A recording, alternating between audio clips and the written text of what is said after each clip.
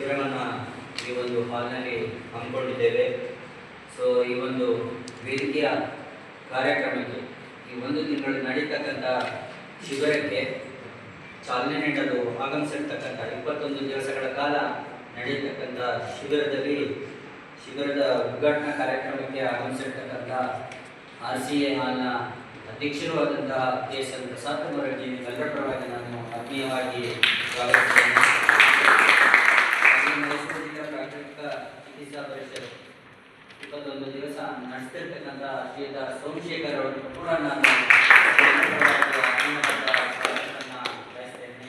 ಹಾಗೆಯೇ ನನ್ನೊಟ್ಟಿಗೆ Rotary central Mysuru ಸಂಸ್ಥೆಯ ಕಾರ್ಯದರ್ಶಿಗಳು, ಗೌರವ ಕಾರ್ಯದರ್ಶಿಗಳು ಜ್ಯೋತಿ ಅಶೋಕರ್ ಅವರು ಉಪಸ್ಥಿತರಿದ್ದಾರೆ. ಆತ್ಮೀಯವಾದ ಸ್ವಾಗತವನ್ನು ಕೋರುತ್ತೇನೆ. ಈ ಒಂದು ಕ್ಲಬ್ನ ಪಾಲಕರು ಆದಂತಹ ರೋಟರಿಯನ್ ವಿವೇಕ್ ಅಠಾವರ್ ಅವರು ಕೂಡ ನಮ್ಮೊಂದಿಗಿದ್ದಾರೆ. ಸೊ ಇವರಿಗೂ ಕೂಡ ನಿಮ್ಮೆಲ್ಲರ ಪರವಾಗಿ ಆತ್ಮೀಯವಾದ ಸ್ವಾಗತವನ್ನು ಬಯಸ್ತೇನೆ.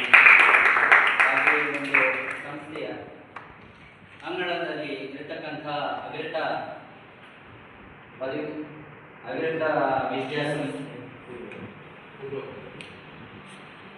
ಪದವಿ ಪೂರ್ವ ಸೆಂಟ್ರಲ್ ಕಾಲೇಜ್ ಮೈಸೂರು ಪ್ರಾಂಶುಪಾಲರು ಕೂಡ ಇಲ್ಲಿ ಶ್ರೀತಾ ದೀಪಕ್ ರವರು ಉಪಸ್ಥಿತರಿದ್ದಾರೆ. ಪ್ರದೀಪ್ ಅವರು ಸ್ವಾಗತವನ್ನು ಬಯಸ್ತೇನೆ. ಹಾಗೆಯೇ ಈ ಒಂದು ಕಾಲೇಜಿನ ಪ್ರಾಧ್ಯಾಪಕರುಗಳು, ವಿದ್ಯಾರ್ಥಿಗಳು ಹಾಗೂ ಯುವಜನತೆ ಇವರಿಗೂ ಕೂಡ ನಮ್ಮೆಲ್ಲರ ಪರವಾಗಿ ಆತ್ಮೀಯವಾದ ಸ್ವಾಗತವನ್ನು ಬಯಸುತ್ತಾ, ಸೊ ಇದು ರೋಟರಿ ಸೆಂಟ್ರಲ್ ಮೈಸೂರು ವತಿಯಿಂದ ಆಯೋಜಿಸಿರುವ ಈ ಒಂದು 21 ದಿವಸ ಅಕ್ಯುಪ್ರೆಷರ್ ಕಾರ್ಯಕ್ರಮದಲ್ಲಿ ನಿಮ್ಮೆದುರು ಮಾತನಾಡಲು ನನಗೆ ಬಹಳ ಸಂತೋಷವಾಗ್ತಿದೆ. ಸೊ ಈ ಶಿಬಿರದ ಉದ್ದೇಶ ನಮ್ಮ ಸಮಾಜದಲ್ಲಿ ಹೆಚ್ಚುತ್ತಿರ್ತಕ್ಕಂಥ BP, ಡಯಾಬಿಟಿಸ್, ಅತಿ ಗ್ಯಾಸ್ಟ್ರಿಕ್, ಆಸ್ತಮಾ, ಹೀಗೆ ಬೆನ್ನು ನೋವು, ಹೀಗೆ ಹಲವಾರು ಕಾಯಿಲೆಗಳಿರುತ್ತವೆ. ಸೊ ಈ ಸಮಸ್ಯೆಗಳಿಗೆ ಸರಳ ಹಾಗೂ ಪರಿಣಾಮಕಾರಿ ಮತ್ತು ಔಷಧರಹಿತ ಚಿಕಿತ್ಸೆ ಒದಗಿಸುವುದು ಈ ಒಂದು ಶಿಬಿರದ ಉದ್ದೇಶವಾಗಿದೆ. ಸೊ ಆರೋಗ್ಯವೇ ನಮ್ಮ ಸಂಪತ್ತು ಎಂಬ ನುಡಿಗಟ್ಟಿನಂತೆ ರೋಗಮುಕ್ತ ಜೀವನವೇ ಸಂತೋಷದ ಜೀವನ. ಸೊ ನಮ್ಮ ರೋಟರಿ ಕ್ಲಬ್ ಸದಾ ಸಮಾಜಮುಖಿ ಕಾರ್ಯಕ್ರಮಗಳ ಮೂಲಕ ಜನರಿಗೆ ಸೇವೆ, ಸಹಾಯ ಹಾಗೂ ಆರೋಗ್ಯ ಜಾಗೃತಿಯನ್ನು ಮೂಡಿಸುತ್ತಿದೆ. ಸೊ ಈ ಶಿಬಿರವನ್ನು ಯಶಸ್ವಿಯಾಗಿ ನಡೆಸಲು ಬೆಂಬಲ ನೀಡುತ್ತಿರ್ತಕ್ಕಂಥ ಎಲ್ಲ ತಜ್ಞ ವೈದ್ಯರು, ಆಯೋಜಕರು ಹಾಗೂ ನಮ್ಮ ಸಮುದಾಯದ ಸದಸ್ಯರುಗಳಿಗೆ ಹೃತ್ಪೂರ್ವಕವಾದ ಶುಭವನ್ನು ಈ ಸಂದರ್ಭದಲ್ಲಿ ಹಾರೈಸುತ್ತಿದ್ದೇನೆ. ಸೊ ಮೊದಲಿಗೆ ಈ ಶಿಬಿರಕ್ಕೆ ನಮ್ಮ ಈ ಒಂದು RCA ಸಂಸ್ಥೆಯ ಅಧ್ಯಕ್ಷರು ದೀಪ ಬೆಳಗಿಸುವುದರ ಮೂಲಕ ಚಾಲನೆ ನೀಡಬೇಕು ಅಂತ ಕೇಳ್ಕೊಳ್ತೇನೆ.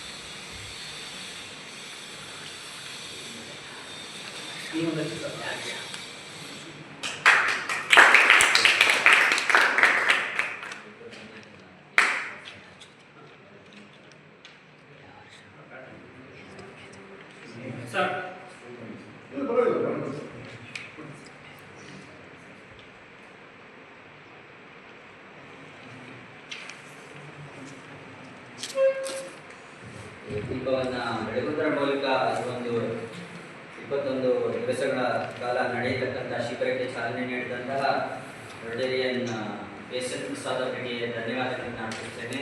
ಸೊ KSN ಪ್ರಸಾದ್ ಅವರು ನಮ್ಮೆಲ್ಲರನ್ನ ಕುರಿತು ಒಂದೆರಡು ಮಾತುಗಳನ್ನು ಆಡಬೇಕು ಅಂತ ಅವರಲ್ಲಿ ಕೇಳಿಕೊಳ್ತೇನೆ. ಎಲ್ಲರಿಗೂ ಧನ್ಯವಾದಗಳು. ಮೊದಲಿಗೆ ಯಾಕೆಂದರೆ ಇಲ್ಲಿ ಬಂದಿದ್ದೀರಾ, ನಮ್ಮನ್ನು ಕರೆದಿದ್ದೀರಾ, ನೀವು ನಮ್ಮ ಮಾತು ಕೇಳ್ತಾ ಇದ್ದೀರಾ. ಈ ಒಂದು ಕಾರ್ಯಕ್ರಮ ಸೋಮಶೇಖರ್ ಅವರು ಬಂದು ನನಗೆ ಮೀಟ್ ಮಾಡಿದ್ರು. ಅದಕ್ಕೆ ಮುಂಚೆ ಇವರು ಅಲ್ಪನಿಮಾಸಸ್ ಅವರು ಹೇಳಿದ್ರು, ಈಗ ಈ ಥರ ಒಂದು ಶಿಬಿರ ಮಾಡಬೇಕು ಅಂತಿದ್ದಾರೆ ನಮ್ಮ ಜಾಗದಲ್ಲಿ, ನಿಮ್ಮ ಒಪ್ಪಿಗೆ ಕೊಡ್ತೀರಾ ಅಂತ. ನಾನು ಅವ್ರು ಬಂದು ಮಾತಾಡಿದ್ರು. ಈಗ ಏನಾಗಿದೆ ಅಂದರೆ ನಮ್ಮಗಳಿಗೆಲ್ಲ ಏನಿದ್ರು ಸೀದಾ ಒಂದು ನೆಗಡಿ ಬರಲಿ, ಒಂದು ತಲೆನೋವು ಬರಲಿ, ಒಂದು ಹೊಟ್ಟೆ ನೋವು ಬರಲಿ, ಅದು ಅಜೀರ್ಣಕ್ಕೆ ಇರ್ಬೋದು, ಸೀದಾ ನಾವು ಸೂಪರ್ ಸ್ಪೆಷಲಿಸ್ಟ್ ಹತ್ರ ಹೋಗುವಂಥ ಪರಿಪಾಠ. ಒಂದು ಸಣ್ಣ ಪುಟ್ಟದ್ದು ಮನೆ ಮದ್ದುಗಳಾಗಲಿ ಅಥವಾ ಔಷಧಿಗಳು ಅಥವಾ ನಮ್ಮ ಬೇರೆ ಇದರದ್ದು ದೇಹಕ್ಕೆ ತೊಂದರೆ ಆಗದೇ ಇರೋ ಥರ ಔಷಧಿಗಳು ತಗೊಳ್ಳೋದು ನಮಗೆ ಗೊತ್ತಾಗ್ತಾ ಇದೆ. ಸೀದಾ ಸೂಪರ್ ಸ್ಪೆಷಲಿಸ್ಟ್ ಹತ್ರ ಹೋಗ್ತೀವಿ, ಅವರು MRI ಸ್ಕ್ಯಾನು ಅದು ಇದು ಸರ್ಜರಿ, ಸೀದಾ ಸರ್ಜರಿಗೆ ಹೋಗ್ತಾರೆ. ಅದೆಲ್ಲ ಅಲ್ಲಿ ಇದು ಮಾಡಿಕೊಂಡು ಅದಕ್ಕೆ ತಕ್ಕಾಗೆ ಅದು ಅವರು ಮೆಡಿಸನ್ಸು ಕೊಡ್ತಾರೆ. ಆ ಮೆಡಿಸನ್ಸು ತೊಗೊಂಡು ಅದು ಒಂದಕ್ಕೊಂದು ಸೈಡ್ ಎಫೆಕ್ಟು ಇರುತ್ತೆ. ಆದರೂ ನಮಗೆ ಸುಲಭ ಕಾಣುತ್ತೆ. ಯಾಕೆ ಕಾಣುತ್ತೆ ಅಂತಂದರೆ ಯಾರು ಪೆದ್ದರಲ್ಲ, ಮನುಷ್ಯ ನಾವು ಯಾರು ಪೆದ್ದರಲ್ಲ. ಆದರೆ ಅಲ್ಲಿ ಆ್ಯಲೋಪತಿ ಮೆಡಿಸನ್ ಸಿಸ್ಟಮಲ್ಲಿ ಅವ್ರು ಏನು ಮಾಡಿದ್ದಾರೆ ಅಂದರೆ ಎಲ್ಲ ಒಂದು ಡಾಕ್ಯುಮೆಂಟೇಷನ್ ಮಾಡಿದ್ದಾರೆ. ಅಂದರೆ ಇಷ್ಟು ಜನದ ಮೇಲೆ ಅದು ಔಷಧಿ ಪರಿಣಾಮ, ಆ ಪ್ರಾಕ್ಟೀಸ್ ಪರಿಣಾಮ ಎಲ್ಲದನ್ನು ಒಂದು ಡಾಕ್ಯುಮೆಂಟ್ ಆಗಿರೋದ್ರಿಂದ ನಮಗೆ ಅವ್ರ ಮೇಲೆ ನಂಬಿಕೆ. ಅದೇ ಆಯುರ್ವೇದ ಆಗಲಿ, ಯುನಾನಿ ಆಗಲಿ, ಹೋಮಿಯೋಪತಿ ಆಗಲಿ ಅಥವಾ ಈಗ ಈ ಪ್ರಾಕೃತಿಕ ಚಿಕಿತ್ಸೆ, ಅನ್ಫಾರ್ಚುನೇಟ್ಲಿ ಇವೆಲ್ಲ ಅಷ್ಟೇ ಈಕ್ವಲ್ ಆಗಿ ನಮಗೆ ಉಪಯುಕ್ತ ಆದರೂ ಇದನ್ನು ನಾವು ಡಾಕ್ಯುಮೆಂಟ್ ಮಾಡಿದ್ದೇ ಇರೋದ್ರಿಂದ ನಾವು ಯಾರಿಗೂ ಅದನ್ನು ಎಕ್ಸ್ಪ್ಲೈನ್ ಮಾಡೋಕ್ಕೆ ಈ ಥರ ಒಂದು ಸಣ್ಣ ಒಂದು ಇದರಲ್ಲಿ ಕೂತ್ಕೊಂಡ್ರೆ ಆಗೋಕ್ಕೆ ಹೊರತು ಒಂದು ಪೇಪರ್ ಪ್ರೆಸೆಂಟ್ ಮಾಡೋದು ಇದು ಈ ಥರದ್ದು ಒಂದು ಇಂಟರ್ನ್ಯಾಷನಲ್ ಲೆವೆಲಲ್ಲಿ ಈ ಥರದ್ದಾಗಿಲ್ಲ.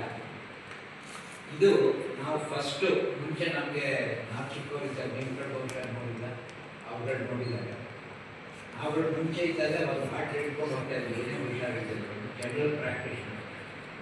ಅವರು ಇಲ್ಲ ಒಂದು ಬಿಳಿ ಬಣ್ಣದೊಂದು ಔಷಧಿ, ಇಲ್ಲ ಒಂದು ಕೆಂಪು ಬಣ್ಣದೊಂದು ಔಷಧಿ, ಎರಡೇ ಜ್ವರಕ್ಕೊಂದು, ಹೊಟ್ಟೆ ಸರಿ ಇದೆ ಅಂದರೆ ಅದು ಸಾಮಾನ್ಯ 2 ದಿನದಲ್ಲಿ ಹೊಟ್ಟೋಗೋದು. ಆ್ಯಂಡ್ ಅದಕ್ಕೆ ಇವತ್ತಿಗೂ ಹೇಳ್ತಾರೆ, ನಿಮಗೆ if you have got fever you can get it cured in 72 hours with medicine, in 3 days without medicine. So ಅದು ನ್ಯಾಚುರಲ್ ಆಗೇ ಹೋಗುತ್ತೆ, ತುಂಬ ಏನಿಲ್ಲ. ಬಟ್ ಆವಾಗ ಜನರಲ್ ಪ್ರಾಕ್ಟೀಷನರ್ಸ್ ಏನು ಮಾಡೋದು, ಅದನ್ನು ನೋಡಿಕೊಂಡು ನಮ್ಮನ್ನು ಯಾವ ಡಾಕ್ಟರ್ ಹತ್ರ ಕಳಿಸ್ಬೇಕು, ಯಾತಕ್ಕೆ ಕಳಿಸ್ಬೇಕು ಅಂತ ನೋಡ್ಕೊಂಡು ಅವ್ರು ಕಳಿಸೋರು, ಅದು ನಮಗೆ ಸೇಫ್ ಆಗುತ್ತೆ. ಈಗ ನಾವೇನು ಮಾಡ್ತೀವಿ ಅಂದರೆ ಸೀದಾ ಸೂಪರ್ ಸ್ಪೆಷಲಿಸ್ಟ್ ಹತ್ರನೇ ಹೋಗ್ತೀವಿ. ಅವರು ಪಾಪ ತುಂಬ ಇನ್ವೆಸ್ಟ್ ಮಾಡಿ ತುಂಬ ಹೋಗಿ ಈಗ ಸೂಪರ್ ಸ್ಪೆಷಲೈಸೇಷನ್ ಆಗಬೇಕಾದ್ರೆ ಮೆಡಿಕಲಲ್ಲಿ ಹೆಚ್ಚು ಕಮ್ಮಿ ಅವ್ರು 40 ವರ್ಷ ಆಗುತ್ತೆ ಸ್ಟೂಡೆಂಟ್ಶಿಪ್. ಅದಾದಮೇಲೆ ಅವ್ರು ಪ್ರಾಕ್ಟೀಸ್ ಶುರು ಮಾಡಬೇಕು, ಅದಕ್ಕೆ ಇನ್ವೆಸ್ಟ್ ಮಾಡಿರ್ತಾರೆ. ಸೊ ಹಾಗಾಗಿ ಅವರು ನಮಗೆ ಈ ಸನ್ಯಾಸಿಗಳ ಥರ ಜನ ಸೇವೆ ಮಾಡಿ ಧ್ಯಾನ ಮಾಡೋಕ್ಕೆ ಅದು ನಮಗೆ ಅರ್ಥ ಆಗ್ತದೆ. ಆದ್ದರಿಂದ ನಾವು ಮುಂಚೆ ನಮ್ಗೆ ಇಂಗ್ಲೀಷ್ ಮೆಡಿಸನ್ನೇ ಬೇಕು ಅಂದರೆ ಜನರಲ್ ಪ್ರಾಕ್ಟೀಷನರ್ ಹತ್ರ ಹೋಗೋದು ಅಭ್ಯಾಸ ಮಾಡ್ಕೋಬೇಕು. ಇಲ್ಲ ಅದಕ್ಕೆ ಮುಂಚೆ ಈ ಥರ ಪ್ರಾಕೃತಿಕ ಚಿಕಿತ್ಸೆ ಈ ಥರದ್ದು ಬಂದು ಆಯುರ್ವೇದ ಇರ್ಬೋದು. ಅನ್ಫಾರ್ಚುನೇಟ್ಲಿ ನಮ್ಮ ದೇಶದಲ್ಲಿ ನಾವು ಯಾವುದು ಇದೆ ಮುಂಚೆಯಿಂದ ನಾವು ಋಷಿಮುನಿಗಳು ಮಾಡಿದ್ದ ನೋಡು, ಶಾಸ್ತ್ರ ಅದು ಅಂದರೆ ಹೊರತು ಅವರು ಒಂದು ಸೈಂಟಿಫಿಕ್ಕಾಗಿ ಹೇಳಿ, ಅವರ ಸೈಂಟಿಫಿಕ್ಕಾಗಿ ಹೇಳಿದ್ದರಿಂದ ನಮ್ಗೆ ಅದರಲ್ಲಿ ನಂಬಿಕೆ ಬಂತು. ಸೊ ಈಗಾದರೂ ನಾವು ಆ ಒಂದು ಸೈಡ್ ಎಫೆಕ್ಟ್ಸ್ ಎಲ್ಲ ಏನು ತೊಂದರೆ ಆಗ್ತಾ ಇದ್ದಂಗೆ ನಮ್ಮ ಜೀವನ ಇರೋದರಲ್ಲಿ ಸುಖಕರವಾಗಿರ್ಬೇಕಾದ್ರೆ ನನ್ನ ಒಂದು ವಿನಂತಿ, ಪರ್ಟಿಕ್ಯುಲರ್ಲಿ ಯಂಗ್ಸ್ಟರ್ಸ್ ಇದಿಲ್ಲ, ಸೀದಾ ಸೂಪರ್ ಸ್ಪೆಷಲಿಸ್ಟ್ ಹತ್ರ ಹೋಗಬೇಡಿ. ಮುಂಚೆ ಜನರಲ್ ಪ್ರಾಕ್ಟೀಷನರು ಅಥವಾ ಒಂದು ದಿನ 2 ದಿನ ಕಾದು ಬಿಟ್ಟು ನೋಡಬೇಕು. ಈಗ ನಾವು ಹೀಗೆಲ್ಲ ಹೇಳ್ತೀವಿ, ಈಗ ಬೇರೆ ವೆಸ್ಟರ್ನ್ ಕಂಟ್ರೀಸಲ್ಲಿ ಅಲ್ಲಿ ಹೋದರೆ ನೀವು ರೆಗ್ಯುಲರ್ ಹಾಸ್ಪಿಟಲ್ಗೆ ಹೋಗಬೇಕಾಗಿಲ್ಲ. ನೀವು ಇವತ್ತು ಜ್ವರ ಬಂದಿದೆ ಅಂದರೆ ಅವ್ರು ನಿಮ್ಗೆ ಇವತ್ತು ಜ್ವರ ಬಂದಿದೆ ಅಂದರೆ ನಾಳೆ ಬಂದಿರ್ತಾರೆ, ನಾಡಿದ್ದು ಬಂದಿರ್ತಾರೆ, ಅಪಾಯಿಂಟ್ಮೆಂಟ್ ತಗೊಂಡು. ಸೊ ಅವ್ರಿಗೇನು ಅಂತಂದರೆ ಆ 1-2 ದಿನ ಅವ್ರು ಬಿಟ್ಟು ನೋಡಬೇಕಾಗುತ್ತೆ, ಅದು ಮಾಮೂಲಿ ಜ್ವರನ ಇನ್ನೇನಾದ್ರು. ನೀವು 2-3 ದಿನ ಆದಮೇಲೆ ಜ್ವರ ಇದೆ ಅಂದರೆ ಅವಾಗ ಸೀರಿಯಸ್ ಅಂತ ಹೋಗ್ತಾರೆ. ನೀವು ಹೋದ ತಕ್ಷಣ ಇವತ್ತು ಜ್ವರ ಬಂದಿದೆ ಅಂತ ಇವತ್ತು ಮಗು ತುಂಬ ಜ್ವರ ಇದೆ ಅಂತಂದು ನಾಡಿದ್ದು ಕರ್ಕೊಂಡು ನಮಗೆ ಹೊಟ್ಟೆ ಉಳಿಯುತ್ತೆ, ಮಗು ನರಗ್ತಾ ಇದೆ, ಇದು ನಾಡಿದ್ದು ಕರ್ಕೊಂಡ್ಬನ್ನಿ ಅಂತಾರೆ, ಇವರೇನು ಮನುಷ್ಯ ಏನು. ಬಟ್ ಅಲ್ಲಿ ಸಿಸ್ಟಮ್ ಅವ್ರ ತಕ್ಷಣ ಏನು ಕೊಟ್ಟು ಮಗುವಿಗೆ ತೊಂದರೆ, ಅದು ನಮ್ಗೆ ಅರ್ಥ. ಸೊ ಇಲ್ಲಿ ಈ ಪದ್ಧತಿಗಳಲ್ಲಿ ಡ್ರಗ್ಸ್ ಇಲ್ಲ, ಎಲ್ಲ ಪ್ರಾಕೃತಿಕವಾಗಿ ಉಪಾಯಗಳನ್ನು ಕಂಡುಹಿಡ್ಕೋಬೋದು.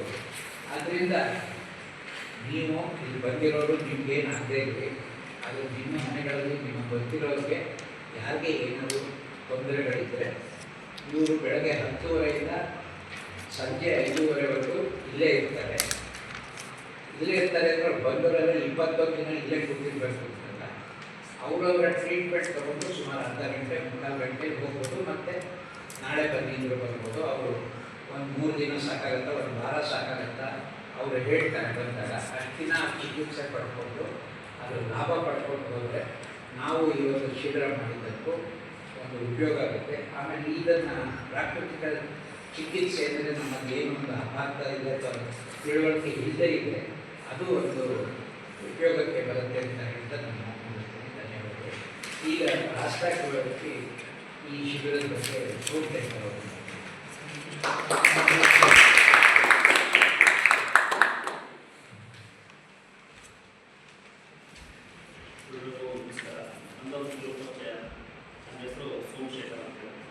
ನಾನು ಈ ಒಂದು ನ್ಯಾಚುರೋಪತಿ ಟ್ರೀಟ್ಮೆಂಟ್ ಬಂದು ಸುಮಾರು 25 ವರ್ಷ ಆಯಿತು. ಇವಾಗ ನಾನು 50 ವರ್ಷ, 25 ವರ್ಷಕ್ಕೆ ನಾನು ಈ ಡಿಪ್ಲೊಮಾ ಕೋರ್ಸ್. ಈಗ 25 ವರ್ಷಗಳಿಂದ ಆರೋಗ್ಯ ಕೂಡ ಈ ಕಡೆ ಕಾರ್ಯಕ್ರಮಗಳನ್ನು ಆರಂಭಿಸ್ತಿದ್ವಿ. ಈಗಿಂದ ನಾನು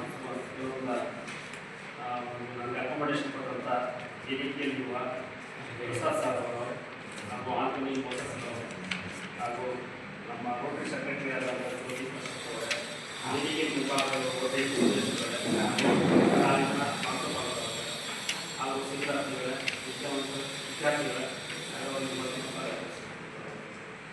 ಸೊ ಇಲ್ಲಿ ಒಂದು 3 ಥೆರಪಿ ಇದೆ. ಒಂದು ಆಕ್ಯುಪ್ರೆಷರ್ ಅಂತ ಇದೆ, ಎರಡನೇದು ಸುಜೋಕ್ ಅಂತ ಇದೆ, ಮೂರನೇದು ಫಿಸಿಯೋಥೆರಪಿ ಅಂತ ಇದೆ. ಸಾಮಾನ್ಯವಾಗಿ ನೀವು 20 ವರ್ಷಗಳಿಂದ ಇದೆ ಆಕ್ಯುಪ್ರೆಷರ್. ಇದು ಎಷ್ಟು ಜನಕ್ಕೆ ಬಂದಿದೆ ಗೊತ್ತಿಲ್ಲ. ಗೊತ್ತಿದೆ ನಿಮ್ಗೆ ಏನಾದರೂ ಸ್ಟೂಡೆಂಟ್ಸ್ ಆಕ್ಯುಪ್ರೆಷರ್ ಅಂದರೆ ಇಂದು ಒಂಥರ ಅಂತ ಹೇಳ್ತೀವಿ. ಸಾಮಾನ್ಯವಾಗಿ ಈಗ BP ಶುಗರ್ ಅನ್ನೋದೆಲ್ಲ ಕಾಮನ್ ಡಿಸೀಸ್. ಇತ್ತೀಚಿನ ಫುಡ್ಡಲ್ಲಿ ಎಲ್ಲ ಕಲಬೆರಕೆ ಫುಡ್ ಆಗಿರೋದ್ರಿಂದ ಜೀವನ ಶೈಲಿ ಏನಾಗುತ್ತೆ, ನಾವು ತಿನ್ನುವಂಥ ಆಹಾರದಲ್ಲಿ ಯಾವೆಲ್ಲ ರಾಸಾಯನಿಕ ಗೊಬ್ಬರಗಳನ್ನು ಹಾಕಿ ಸಿಂಪಡಿಸೋದ್ರಿಂದ ತಿನ್ನುವಂಥ ಬೇಳೆ ಆಗಿರ್ಬೋದು, ಅಕ್ಕಿನಾಗಿರ್ಬೋದು, ಎಲ್ಲ ಕಲಬೆರಕೆ ಫುಡ್. ಸೊ ಅಂಥವೆಲ್ಲ ಏನು ಕಾಮನ್ಗೆ ಟೆನ್ಷನ್ ತೊಗೊಂಡ್ಬಿಡುತ್ತೆ. ಈಗ ಮಕ್ಕಳಿಗೆ ಡಯಾಬಿಟಿಸ್ ಮಾಡ್ತಿದೆ, 6 ವರ್ಷ 7 ವರ್ಷ ಮಕ್ಕಳಿಗೆಲ್ಲ ಸಕ್ಕರೆಗೆಲ್ಲ ಬಂದಿದೆ, ಇನ್ಸುಲಿನ್ ಸ್ಟೇಜ್ ಎಲ್ಲ ಬಂದಿದೆ. ಇನ್ನೊಂದು ಚಾರ್ಟ್ ಕೊಟ್ಟಿದ್ದೀನಿ, ಆ ಚಾರ್ಟಲ್ಲಿ ಮೊದಲನೇ ಪಾಯಿಂಟ್ ನೋಡಿ, ಮಿರೋ ಇದೆ ಇಂಪಾರ್ಟೆಂಟ್ ಪಾಯಿಂಟ್ ಸರ್.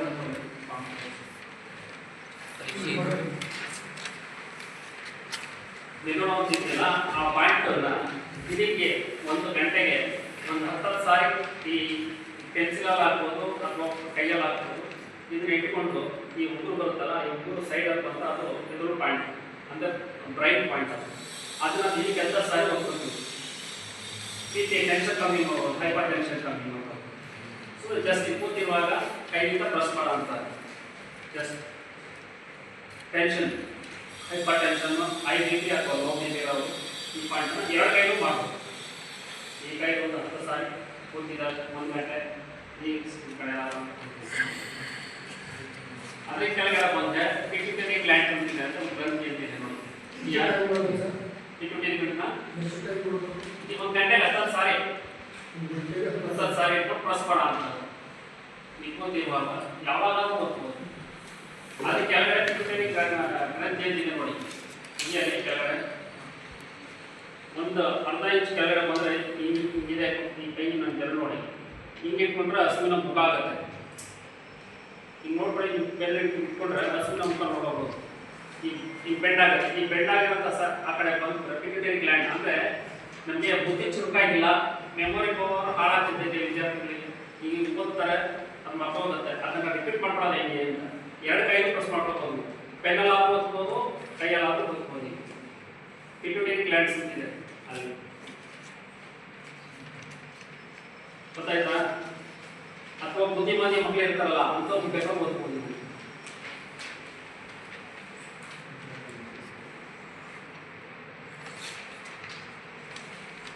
ಅರ್ಥ ಆಯ್ತಾ? 3ನೇದು ಒಂದು ಮಾನಸಿಕ ನರರೋಗಗಳು ಅಂತಿದೆ ನೋಡಿ ಕೆಳಗಡೆ ಇದೆಯಾ.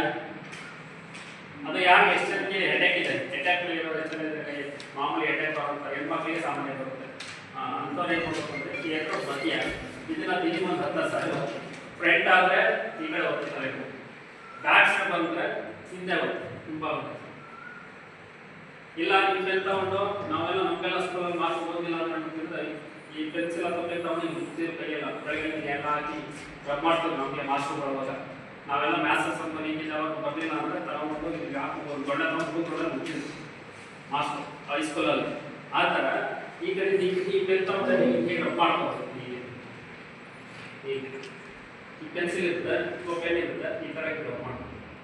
ಇಲ್ಲ ಅಂದರೆ ಇದಕ್ಕೆ ಒಂದು ಹೆಸರು ಕಾಳು ಬರುತ್ತೆ, ಮನೇಲಿ ಹೆಸರು ಕಾಳು ಇರುತ್ತೆ, 1/2 ಇಂಚು ಸರ್ಜಿಕಲ್ ಟೇಪ್ ತಗೊಂಡು ಅದನ್ನು ರೌಂಡ್ ಆಫ್ ಮಾಡೋದು. ಮಧ್ಯದಲ್ಲಿ ಕಾಳು ಇಟ್ಬಿಟ್ಟು ಆ ಟೇಪ್ ಇದೆ ಅದನ್ನು ಮಧ್ಯದಲ್ಲಿ ರೌಂಡ್ ಆಫ್ ಮಾಡ್ಬಿಟ್ಟು ನೀವು 1 ಅವರ್ ಓದಿಸ್ಬಿಟ್ಬಿಡ್ಬೇಕಾ ಮನೆ ಮಲಗ್ಬೋದು ಅಥವಾ ಫೀಲ್ ಮಾಡ್ಬೋದು. ತಲೆನೋವು ಇಮಿಡಿಯೇಟ್ ಏನಿರುತ್ತೆ ಮಾತ್ರನೇ ತೊಗೋಬೇಕಾಗಿದೆ. ಇದು ಮುಂದೆ ಬಂದರೆ ತಲೆನೋವಿಗೆ, ಹಿಂದೆ ಬಂದರೆ ಈ ತಲೆನೋವಿಗೆ ಎರಡು ಭಾಗ ಅಥವಾ ರಾತ್ರಿ ಹೊತ್ತು ಹಿಂದೆ ಬರಲಿಲ್ಲ ಅಂತ ಕೂಡ ಆಗುತ್ತೆ. ಮಾನಸಿಕ ನರರೋಗಗಳಿದೆಯಲ್ಲ ಅದು ಮಾತ್ರ ಎರಡು ಕೈಗೂ ಹಾಕ್ಬೇಕಾಗುತ್ತೆ, ಇಲ್ಲ ಎರಡು ಕೈಗೂ ಹಾಕ್ಬೇಕಾಗುತ್ತೆ. ಒಂದ್ಸಲ ಬೇಕಾದ್ರೆ ನಾನು ಪ್ರಾಕ್ಟಿಕಲ್ ಹಾಕ್ಕೊಡ್ತೀನಿ, ಅದನ್ನು ಮನೆಯಲ್ಲಿ ಕಂಟಿನ್ಯೂ ಮಾಡ್ಕೊಡ್ತೀನಿ. ಅದ್ರ ಕೆಳಗಡೆ ಬಂದರೆ ಅಟ್ಟಿಗೆ ಬಂದರೆ ಕುತ್ತಿಗೆ ನಾವು ಹೊರಡೋಗ್ತಿದೆ ನೋಡಿ ಇದೆಯಾ, ಇದು ಬಂದರೆ ಈ ಅಟ್ಟಿಗೆ ಇದೆಯಲ್ಲ ಇದು ಕುತ್ತಿಗೆ ನೋವು ಪಾಯಿಂಟ್ಸ್. ಈ ಸರ್ವಿಕಲ್ ಪಾಯಿಂಟ್ ಇರ್ತದೆ, ನೀವು ಮಕ್ಕಳೆಲ್ಲ ಓದ್ತಾ ಇರ್ತೀರ, ಈ ಕಡೆ ತಿರ್ಗಾಕಾಗಲ್ಲ, ಅವಾಗ ಮಧ್ಯದಲ್ಲಿ ಇಟ್ಕೊಂಡು ಈಗ ಪ್ಲಸ್ ಇದನ್ನು ಪ್ಲಸ್ ಮಾಡ ಅಂತ ಹಾಕ್ಕೊಡೋ ಅಂತ ಇರುತ್ತಲ್ಲ ಎರಡು ಕಡೆ. ಇತ್ತೀಚೆಗೆ ಹೆಣ್ಮಕ್ಳಿಗೆಲ್ಲ ಫಾಸ್ಟ್ ಫುಡ್ ಅಥವಾ ಗೋಬಿ ಮಂಚೂರಿ ನೀವೆಲ್ಲ ಈ ಜಂಕ್ ಫುಡ್ ಎಲ್ಲ ತಿಂದು ಏನಾಗುತ್ತೆ, ಈಗ ಆ PCOD ಪ್ರಾಬ್ಲಮ್ ಎಲ್ಲ ಆಗುತ್ತೆ, ಹಾರ್ಮೋನ್ ಇಂಬ್ಯಾಲೆನ್ಸ್ ಆಗುತ್ತೆ, ಥೈರಾಯ್ಡ್ ಗೊತ್ತಾಗುತ್ತೆ, ಹೈಪೋಥೈರಾಯ್ಡ್ ಪ್ಯಾರಾಥೈರಾಯ್ಡ್ ಆಗ್ತದೆ. ಈ ಹೆಬ್ಬೆರಳು ಜ್ಞಾಪಕ ಹೋದ್ರೆ ನೀವು ಯಾವ್ದಾದ್ರು ಥೈರಾಯ್ಡ್ ಇದ್ರೆ ಹುಡುಗಿ ನೀವು ಓದಿದ್ರೆ ಬರುತ್ತೆ, ಯಾಕಂದ್ರೆ ಬೇಕಾಗಿದ್ರೆ ಅದು ಮುಚ್ಚಿಗೆ ತೋರಿಸ್ತೀವಿ ಹೀಗೆ ಬರುತ್ತೆ. ಈ ಭಾಗದಲ್ಲಿ ಥೈರಾಯ್ಡ್ ಆಗ್ತದೆ ನೋಡಿ ಚಾರ್ಟ್ ಅದನ್ನು ಓದ್ಬೋದು. ಥೈರಾಯ್ಡ್ ಸಾಮಾನ್ಯವಾಗಿ ಬರುವಂಥದ್ದು ಹೆಣ್ಮಕ್ಳಿಗೆ ಜಾಸ್ತಿ ಬರುವಂಥದ್ದು ಥೈರಾಯ್ಡ್. ಕೆಲವು ಥೈರಾಯ್ಡ್ ಇಂದ ಹೈಪೋಥೈರಾಯ್ಡ್ ಕೆಲವು ದಪ್ಪ ಆಗ್ತಾರೆ, ಅದಕ್ಕೆ ನೋಡ್ಬೇಕು. ಅದ್ರ ಕೆಳಗಡೆ ತೊಂದರೆ ಬಟ್ಟೆ ಅಂತ ಇರುತ್ತೆ ಪಾಯಿಂಟ್, ಇಲ್ಲಿ ಒಂದು ಪಾಯಿಂಟನ್ನು ಓದ್ಬೇಕು. ಪೆನ್ಸಿಲ್ ನೋಡಿ ಲಾಭ ಹಾಕಿರ್ತೀವಿ, ಹೀಗೆ ಈ ಪಾಯಿಂಟ್ ಇಟ್ಕೊಂಡು ಓದ್ಬೇಕು. ಅದಕ್ಕೆ ಕೆಳಗಡೆ ಬಟ್ಟೆ ದಪ್ಪ ಇರೋಗೆ ಯಾರು ಜಾಸ್ತಿ ದಪ್ಪ ಬರ್ತಿರ್ತಾರೆ ಥೈರಾಯ್ಡ್ ಅಂತ ಓದ್ಬೇಕು. ಈ ಕೈ ಮತ್ತೆ ಈ ಕೈ ಬಿಡುತ್ತೆ. ಗ್ಯಾಸ್ಟ್ರಿಕ್ಕಿಗೆ ಎಲ್ಲರೂ ಕಾಮನ್ ಆಗ್ತಿದೆ ಅಂತ ಅಲ್ವಾ? ಗ್ಯಾಸ್ಟ್ರಿಕ್ಕಿಗೆ ಏನು ಮಾಡಬೇಕು, ಗ್ಯಾಸ್ಟ್ರಿಕ್ ಆಗಬೇಕು, ಯಾಕೆ ಬರುತ್ತೆ, ಎಷ್ಟು ಬರ್ತದೆ, ಇವಾಗ ಹೇಳ್ತೀರಾ ಅಂತಾರೆ ಎಲ್ಲಿ ಬರುತ್ತೆ ಹೇಳಿ ನೋಡೋಣ. ಊಟ ಸರಿಯಾಗಿ ಮಾಡಲಿಲ್ಲ ಅಂದ್ರೆ ಗ್ಯಾಸ್ಟ್ರಿಕ್ ಬರುತ್ತೆ.